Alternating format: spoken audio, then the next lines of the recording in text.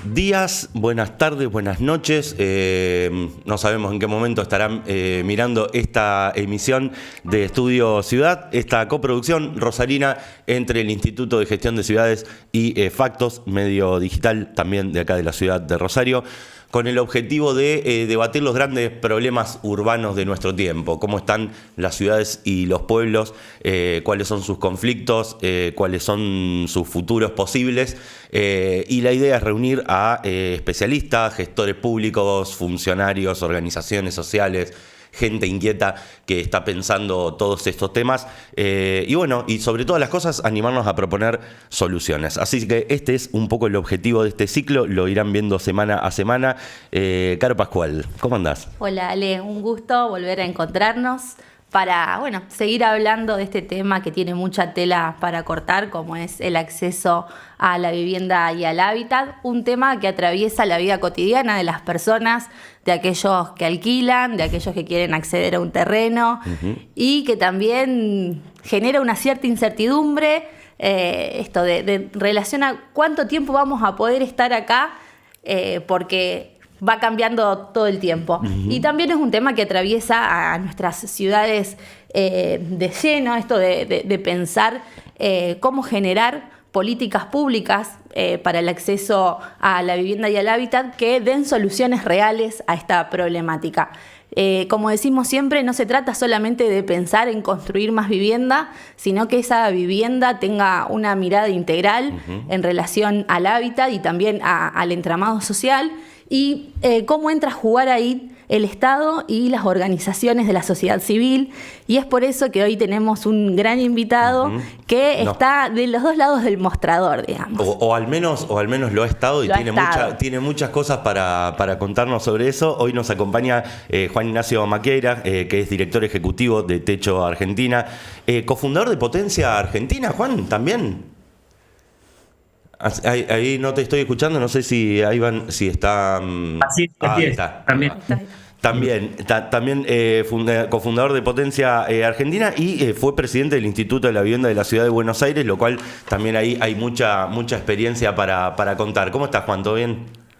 Muy bien, muchas gracias por la invitación. No, gracias a vos por este tiempo. No sé, Caro, si querés arrancar vos preguntando y después va a haber varias cosas, así que nos ordenamos. Sí. Bueno, Juan, un gusto tenerte acá.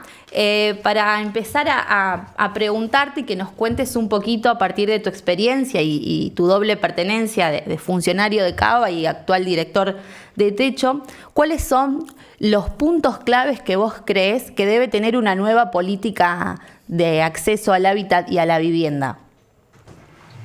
Bueno, es una gran pregunta. Vamos a tratar de encararla por 2 o 3 aspectos y después podemos profundizar en lo que crean conveniente.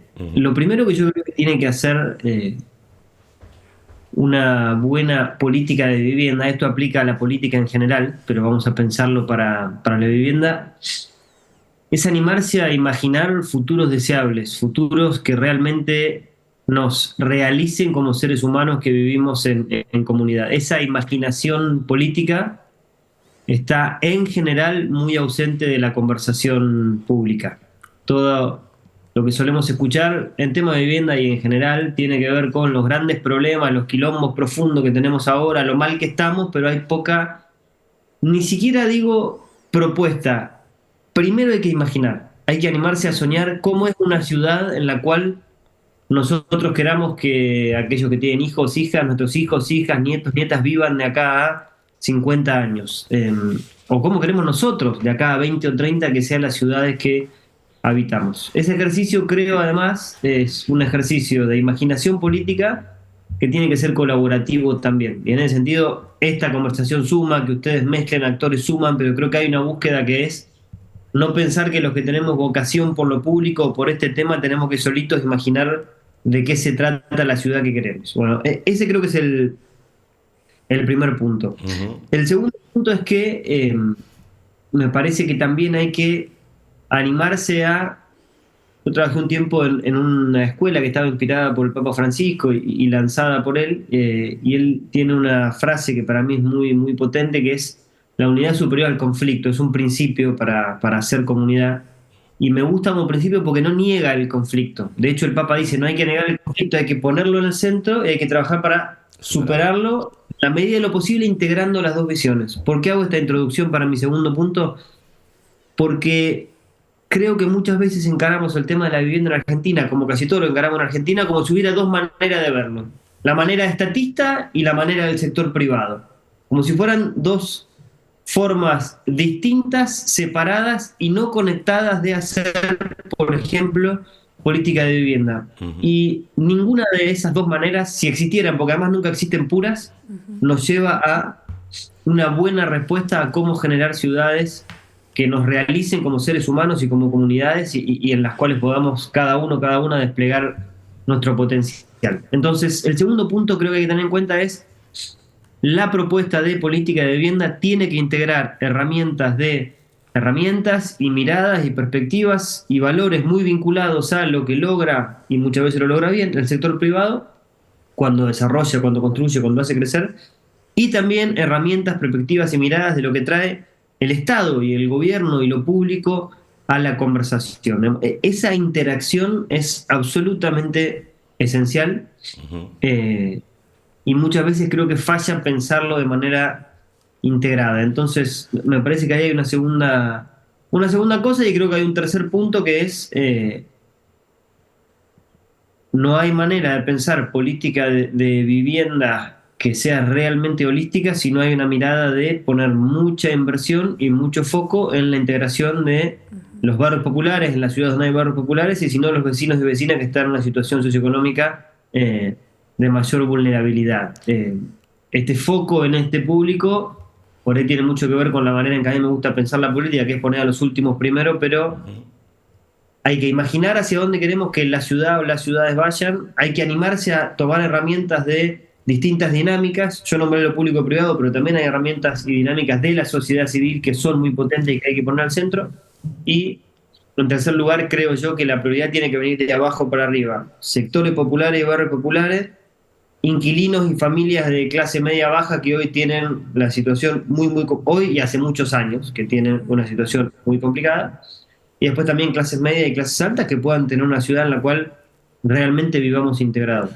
Me quedo con esto que decías recién de lo de la cuestión del Estado y el privado, que digamos muchas veces que creo, coincido con vos, que es algo que se traslada, me parece, a toda la discusión política en Argentina, al menos de los últimos 10, 15 años, como que uno va discutiendo entre o la discusión queda entre dos posturas maniqueas, entre si es más Estado o si es menos Estado, y terminamos como una especie de bucle en el que nunca salimos. Y nosotros por acá siempre tendemos a pensar también en una tercera vía, que es un poco esa ancha avenida del medio que hay entre lo puramente estatal, lo puramente privado, que también tiene que ver con las organizaciones sociales, o las ONG, o digamos como cada uno lo quiera llamar, organizaciones de la sociedad civil. Vos formás parte de una que digamos tiene una presencia innegable en la historia de Argentina, al menos en las últimas décadas, por lo menos desde que uno conoce Techo. ¿Qué rol crees que tienen ahí las organizaciones sociales, al menos para, digamos, meterse en ese debate y tratar de dinamizarlo un poco más o renovarlo? Bueno, para mí hay un componente central que tiene que ver con esto de la imaginación política y de la imaginación social, si se quiere, la imaginación comunitaria, esta búsqueda de proponer escenarios futuros. ¿Por qué? Porque el mundo privado, que estaba muy ordenado, por lo menos en esta etapa epocal del capitalismo, y no debería ser la única manera de desarrollo privado, pero hoy está fundamentalmente pensado para generar valor económico como primer componente. Eso hace que la posibilidad del privado de diseñar y pensar a largo plazo suele estar limitada en muchos casos. El sector público, por otro lado, en épocas de crisis como las que lamentablemente enfrenta Argentina ahora y hace varios años, en términos económicos, hasta políticos, de seguridad, ni hablar, en lugares como Rosario y demás, acá en Buenos Aires también, pero lo que después hay una emergencia particular en Rosario con el tema narco y demás, también tiene relativo límite en poder poner una mirada de largo plazo, o por lo menos sus incentivos muchas veces son a resolver el ahora, porque es lo que le demandamos todos como ciudadanos también. Queremos caminar seguro, queremos que no suban los precios, queremos, en el caso de la política nacional, queremos, etcétera, etcétera. Bueno, la sociedad civil puede, creo yo, animarse a esos plazos más largos y a esas imaginaciones. Entonces ahí hay un primer punto, y el segundo es encontrar a los otros dos también. Nosotros de Techo somos testimonio vivo de que cuando se junta el privado, el Estado y la sociedad civil, se pueden transformar realidades en serio y se pueden hacer cosas muy potentes. Y hay ejemplos que ya son política pública nacional. El relevamiento nacional de barrios populares, que fue votado por el Congreso, fue implementado por eh, dos gobiernos distintos hasta ahora. Actualmente está interrumpido todo lo vinculado a obras, pero no se ha ido en contra del relevamiento nacional de barrios populares. Es una política que surge de la sociedad civil. Techo hace su primer relevamiento en La Plata en el 2009. Otras organizaciones habían hecho relevamientos en otros lugares. Eso se empieza a aglutinar, se arma un polo de gente que dice, che, tenemos que saber cuántas personas viven en Argentina en barrios populares. Se hace incidencia pública en torno a eso. Se imagina una cosa muy vanguardista, que es una ley que genere que todas las familias que viven en barrios populares tengan acceso a un certificado de vivienda, que por lo tanto tengan derecho a reclamar los servicios básicos, y que toda la tierra que están hoy habitando estas familias es sujeto de ser expropiado y no puede nadie venir a desalojarlo. O sea, hoy medio que nos acostumbramos a esta noción, somos el único país de Latinoamérica que tiene eso. Totalmente. Y que es votado por toda la dirigencia política de aquel momento, y que al día de hoy no es...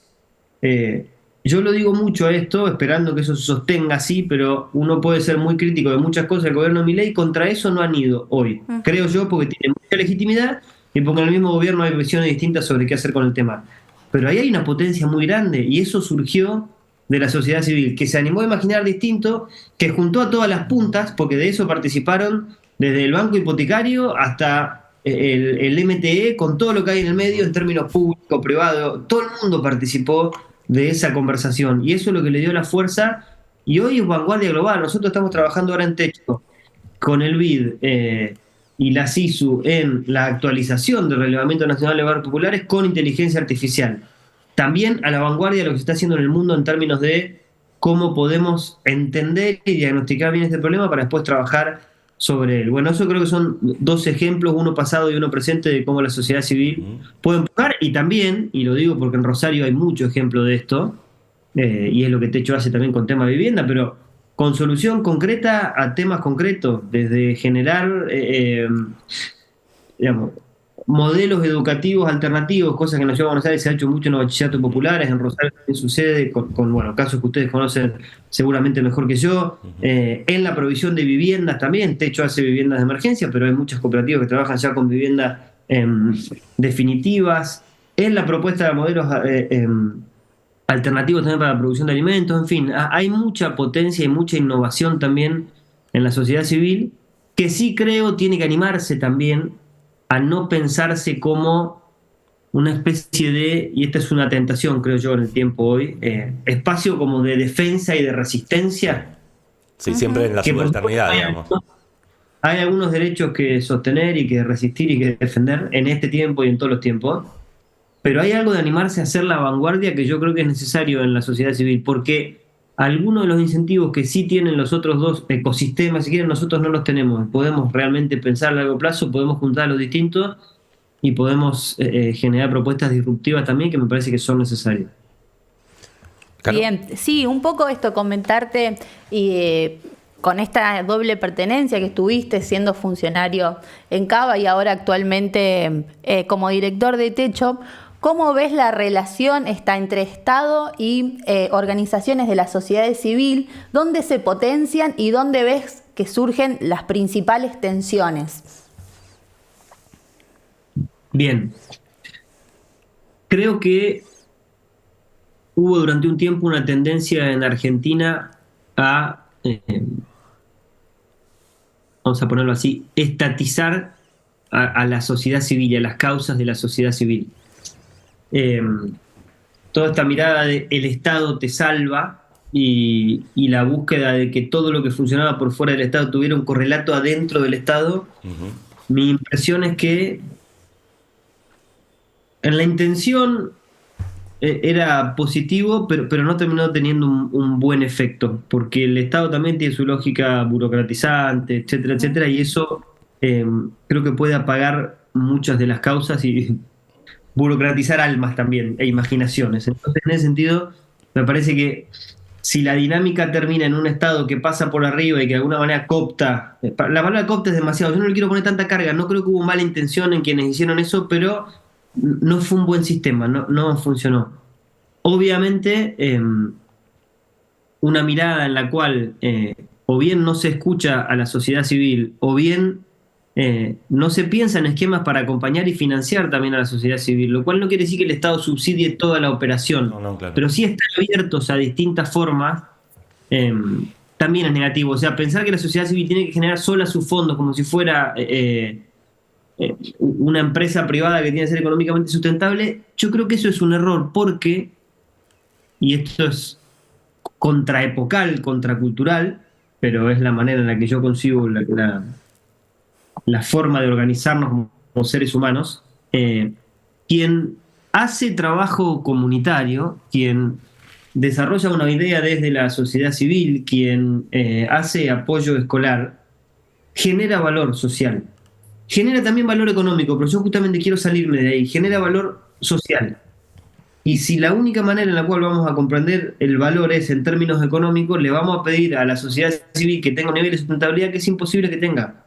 Y los países que en general nos gustan y que miramos con cierto anhelo, Francia, Alemania, España, gente que le gusta incluso más Estados Unidos, lo cual está muy bien, todos han desarrollado modalidades con las cuales el Estado generaba dispositivos para que haya incentivo o directamente haya acompañamiento a la sociedad civil, o bien desde el Estado o bien desde las empresas. Hay muchos países con ejemplos de recaudaciones impositivas que pueden ir orientadas directamente a fundaciones.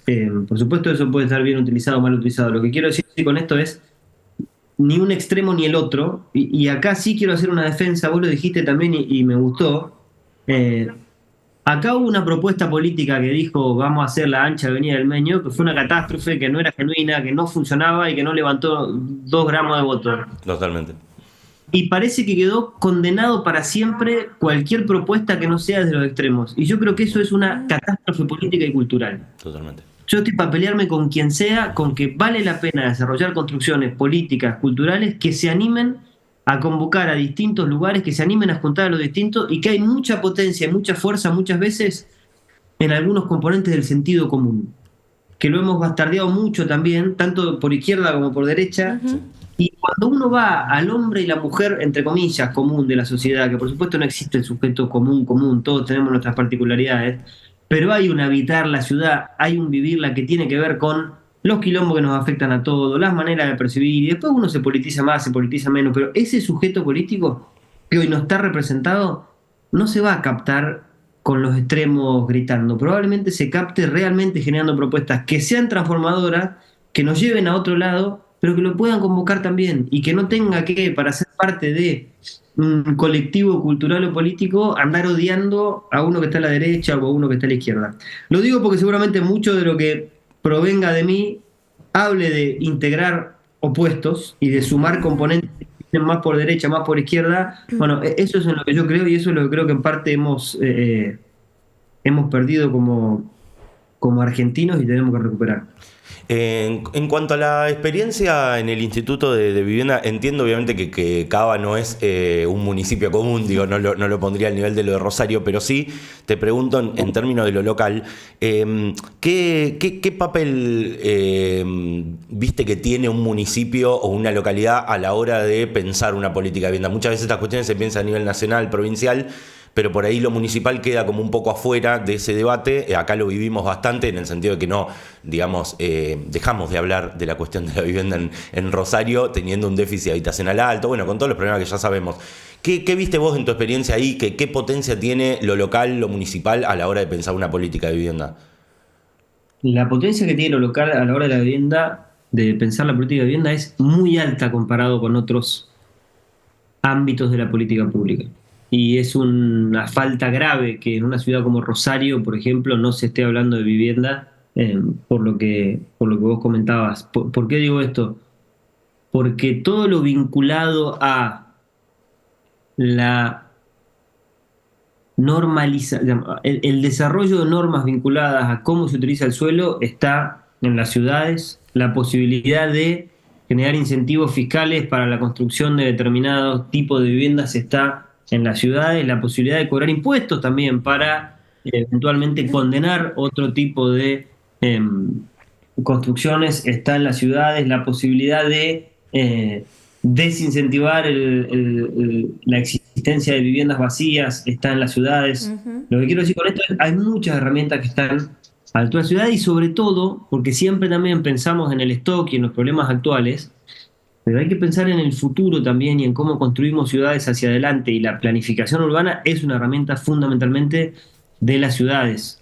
Esto quiere decir que el intendente de Rosario o de la ciudad que sea tiene además los recursos para resolver todos estos problemas, y probablemente no, y en ese sentido somos un país lamentablemente demasiado unitario en términos fiscales en muchos sentidos, y se depende de las provincias y las provincias del Estado Nacional, y ahí claramente hay que ser comprensivos y buscar respuestas que puedan integrar los tres niveles de gobierno, pero yo creo que el liderazgo de la planificación urbana y del ejercicio de imaginación colectiva con respecto a cómo queremos, por ejemplo, que sea Rosario, tiene que estar en la intendencia de Rosario, digamos. De nuevo, la intendencia abierta a buscar a la sociedad civil, al sector privado también, a los desarrolladores, o sea, hay que convocar para trabajar estos temas, pero no hay duda que hay mucha potencia en los intendentes argentinos para hacerlo, y muchos lo trabajan y lo trabajan muy bien, obviamente con un déficit de recursos que tenemos que atender y tenemos que trabajar.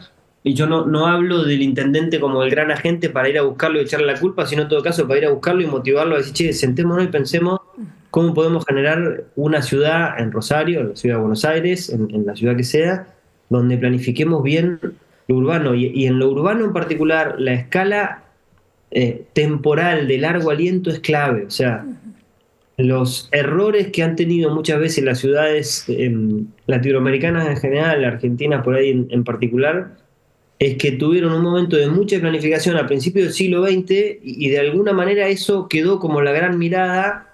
Después hubo fenómenos sociales, políticos que hicieron que las grandes ciudades sobre todo crecieran y crecieran desordenadas, y hoy tenemos el quilombo que tenemos. Y en ese sentido me parece clave. Estamos un cuarto adentro del siglo XXI, que pensemos cómo queremos que sean las ciudades a fin de siglo y que desarrollemos planificaciones urbanas, herramientas de política de vivienda y demás, acorde a esa temporalidad y buscando ese horizonte también. Bien, y en este sentido que vos estás hablando un poco para seguir con el hilo de la conversación, ¿qué casos nacionales o latinoamericanos identificás vos que están trabajando con este enfoque de la nueva política pública vinculado al acceso al hábitat y a la vivienda? Bueno, Colombia tiene muchas cosas muy interesantes. Medellín suele ser el caso que se cita, pero tiene otras ciudades que también están con movimientos interesantes.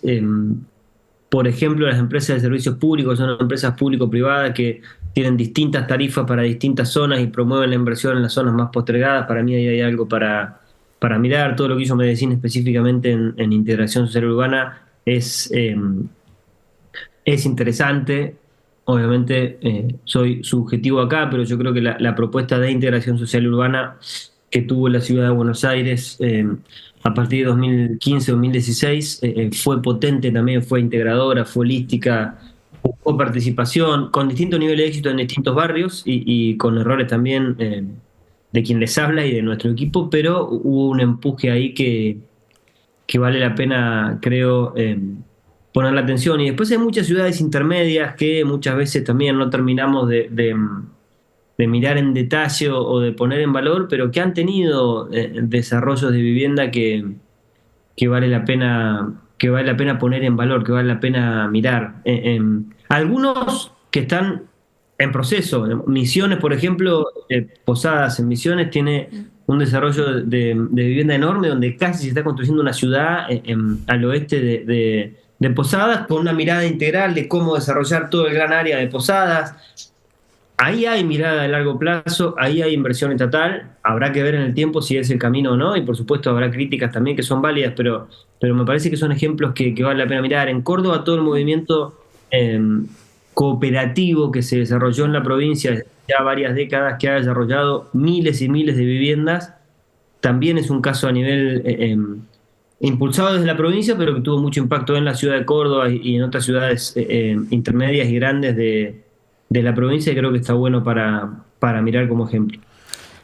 Juan, no sé si querías... No, algo más, porque recién Dale. cuando estabas hablando nombraste la participación ciudadana y preguntarte esto, ¿qué rol le das a la participación ciudadana en el diseño de estas políticas públicas? Para nosotros, en los procesos de integración social y urbana que hicimos en la ciudad de Buenos Aires, y en lo que hacemos en Techo también en toda la Argentina hoy como precondición fundamental, es que la comunidad sea parte del proceso de diseño de la política pública, es como un mínimo necesario. Después, además, si pueden participar de la implementación y la evaluación, creo que es hacia donde hay que ir. Pero en Ciudad de Buenos Aires, por ejemplo, nosotros no solamente promovimos la participación comunitaria en distintos niveles de las organizaciones por un lado y de los vecinos directamente por otro, y había distintos dispositivos para cada cosa y todos estaban vivos y contaban con la presencia de todos los niveles de funcionarios de la ciudad en las distintas instancias. Es muy, muy importante darle institucionalidad a esa. Primero, darle realidad. O sea, nosotros decimos que la participación tiene que tener profundidad, escala y eficacia. Profundidad porque no hay que preguntarle a la gente de qué color querés que pintemos el puente que vamos a armar, sino tenés que preguntarle a dónde va la calle nueva, a quién le demolemos la vivienda y cómo armamos los créditos para acceder a la vivienda y cómo diseñamos los edificios nuevos. Queremos que sean de 3 pisos, de 4 pisos. Todo ese nivel de profundidad en la conversación tiene que estar abierto a participación, si no es show. Totalmente. Lo segundo, tiene que haber eficacia. Si uno arma reuniones pero queda en asambleísmo permanente y no se toman decisiones, la misma gente después termina puteando y con razón porque no se avanza. Y lo tercero, tiene que haber escala. O sea, no sirve sumar a 3 organizaciones o a 3 líderes de un barrio popular y sentir que con eso diste participación. Con esas 3 cosas nosotros además le dimos institucionalidad. O sea, votamos leyes en la legislatura de la Ciudad de Buenos Aires para que no se pudieran tomar decisiones sobre, por ejemplo, qué pasaba en el barrio 20 o en la 31 o en Rodrigo Bueno o en Fraga, sin pasar por la mesa de gestión participativa, que además se creó como órgano nuevo en la Ciudad de Buenos Aires. O sea, hoy tiene legalidad en la Ciudad de Buenos Aires la mesa de gestión participativa como espacio de consulta y de codiseño de políticas públicas para, por ejemplo, trabajar en cada uno de los barrios. Y cada barrio tuvo su ley y su órgano, y eso se respetó. En la 20, por ejemplo, que yo creo que es el gran ejemplo de participación ciudadana, comunitaria que tiene la Ciudad de Buenos Aires, cuando explotó la pandemia, en vez de definir el Estado cómo se iba a hacer la distribución de comida, que era un tema central, ¿no? ¿Se acuerdan? Sí, claro. Cerrado, no hay comida.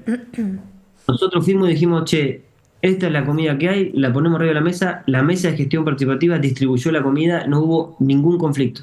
Obvio. Fue el barrio donde más despacio, de hecho, creció el COVID, porque también los dispositivos de información y los detectar y demás se trabajaron con la mesa de gestión participativa. Porque estaban las fuerzas vivas, porque tenía legitimidad, porque había funcionado bien y porque sabe mucho más el vecino de la manzana 13 de la Villa 20 cómo hay que llegar al cuarto jubilado que vive en el pasillo 3 de lo que puedo saber yo desde la presidencia del Instituto de Vivienda. Y eso tuvo mucha potencia, lo reconoció la Organización Mundial de la Salud, etcétera, etcétera. Digo, hay algo ahí para mí que es potente para mirar y que es necesario de la participación ciudadana, y que tiene que tener una inversión importante, no tanto de recursos que también, pero de tiempo y prioridad política. Si la autoridad política no le asigna valor a lo que define la mesa, la participación es show. En ese sentido, nosotros, desde el Instituto de Vivienda, pero con acompañamiento del jefe de gobierno, le dimos, creo, la entidad necesaria, y eso hizo que sucediera lo que después sucedió. Sí, se legitiman los procesos también. Totalmente. De alguna manera, ¿no? El resultado de eso termina siendo más producto de una decisión colectiva de la que todos se hacen cargo también, y no solamente es una cuestión de viene el Estado, pone la política y... Por ejemplo, en los barrios populares donde había que abrir calles y abrir espacios públicos, ¿qué pasó en Favela Barrio en Brasil, por ejemplo, que es uno de los programas que en general se mira y demás? Mucho de lo que construyó el Estado, cuando fueron 15 años después, no estaba más, porque la gente había vuelto a tomar el espacio público, porque no se lo había mantenido, etcétera. Si vos vas hoy a la Villa 20 y querés poner medio ladrillo en alguno de los pulmones de manzana que se generaron en los espacios públicos, Te viene a buscar todo. te van a buscar los vecinos, la verdad que nosotros a decir, agarrate. ¿Y por qué? Y porque puso legitimidad y porque fueron parte de esa decisión. Esto que estaba trayendo es efectivamente así. Y hoy los procesos, incluso cuando en la ciudad de Buenos Aires la prioridad no está puesta en los barrios populares, obviamente no hay recursos para profundizar, pero tampoco se puede pasar por arriba lo hecho. Y me parece que ahí hay algo que también es muy potente y muy importante para que los procesos tengan sustentabilidad. Y al final del día, hoy que está de moda la palabra libertad, es porque esos procesos involucran la libertad de los vecinos. O sea, ellos con su propia agencia, con su propia libertad, mueven para allá o para acá un proceso y eso después perdura en el tiempo. Creo que es algo que tenemos que pensar y buscar para la política de vivienda y para la política en general. Hoy, además, la tecnología, o sea, es realmente inaudito cómo en todo usamos tecnología, pero para la política en casi nada. O sea, ha evolucionado la manera en que manejamos, la manera en que nos movilizamos, la manera en que nos comunicamos. Estamos haciendo una entrevista por Zoom. No ha evolucionado la manera en que votamos, la manera en que participamos de la cosa pública en general. Claramente tenemos que integrar la tecnología para tomar mejores decisiones y que sean más democráticas de lo que por ahí suelen ser hoy por hoy, donde la política te pregunta a quién va a votar y después por 4 años no te pregunta más nada, o lo que te pregunta en el medio ni te interesa.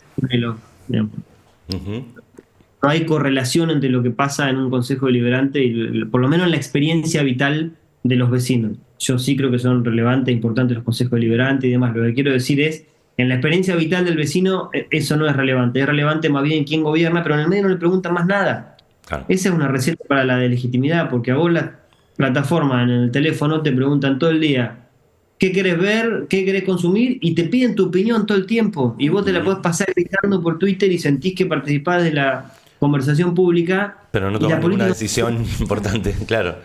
Además, pero la política no te pregunta nada, ni siquiera te da la chance de opinar. Es muy distinta la voz que te están dando, incluso las plataformas, aunque después sea en alguna mentira solamente una cosa catárquica, en algún sentido una cosa catárquica, pero por lo menos podés participar. De la política casi no podés participar, salvo votando cada 4 años.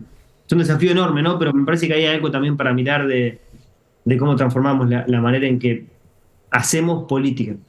Así como a modo de cierre y que siempre nosotros tomamos como alguna idea clave, alguna idea final que nos deja nuestro invitado, pero en este caso te quería preguntar esto, digo, que siento que estamos en un momento de reseteo en cuanto al tema de la vivienda, de la ciudad en general, que hay como una cosa medio que queda en loop hace mucho tiempo en relación a todas estas discusiones, y se me ocurría preguntarte también a vos como parte de una nueva generación en esta cuestión, ¿qué tiene para aportar? ¿Qué nuevo enfoque hay para aportar desde nuevas generaciones si hay que sumarle otras cosas sin tener, obviamente sin tirar todo lo que se vino haciendo en este tiempo, pero qué cosas nuevas hay que poner sobre la mesa para de alguna manera destrabar un poco esta discusión sobre la vivienda en Argentina y en la ciudad en general?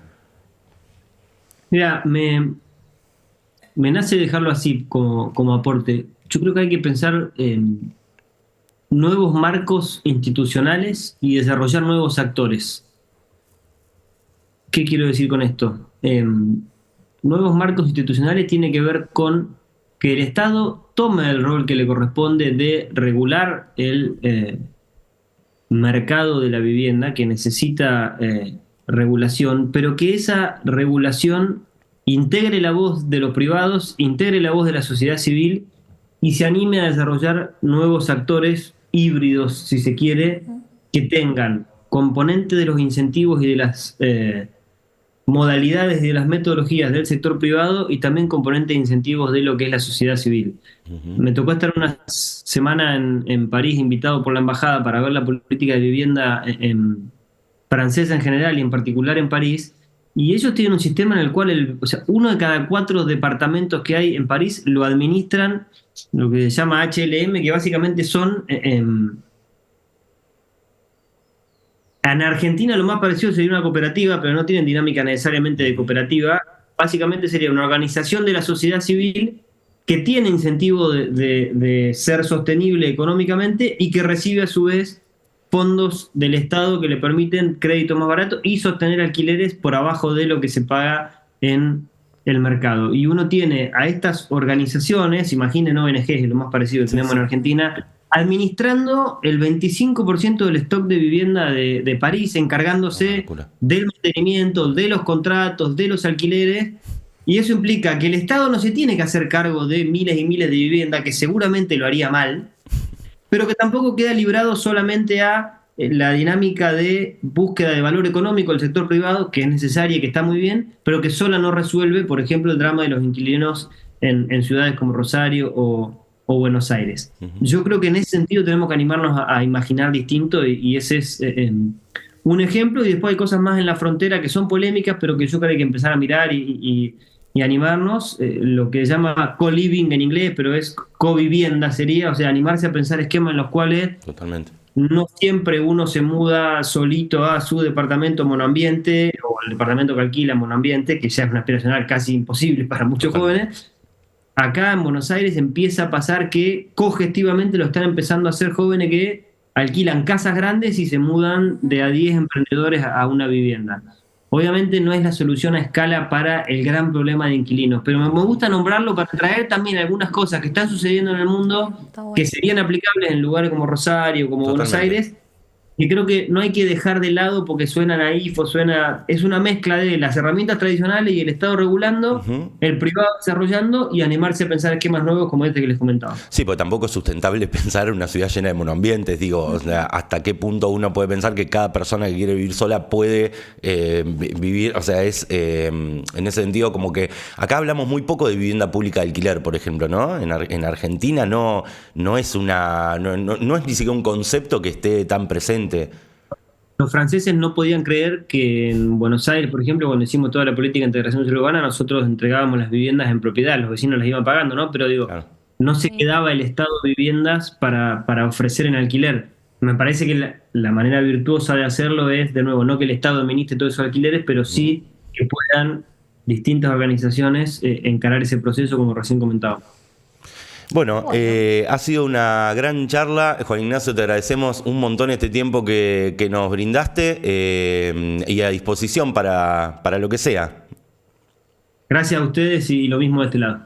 Bueno, muchísimas gracias por haber estado ahí. Muchísimas gracias a todos los que nos acompañaron hasta el final. Sigan viendo Estudio Ciudad. Subimos un capítulo por semana al canal de YouTube de Factos. Se meten en el Instagram, son_factos, y ahí encuentran también los resúmenes de estas conversaciones. Caro, será... Hasta la próxima. Será hasta la próxima, así es. Bueno, los dejamos con esta conversación. Disfrútenla. Un abrazo grande. Gracias.